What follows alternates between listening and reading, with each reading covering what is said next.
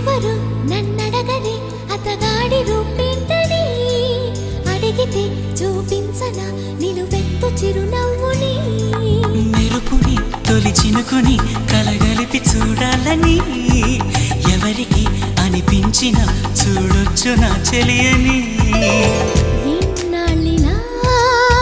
తనొస్తాడని చూడాలట ప్రతి దారిని ఏ తోటలో తనందోనని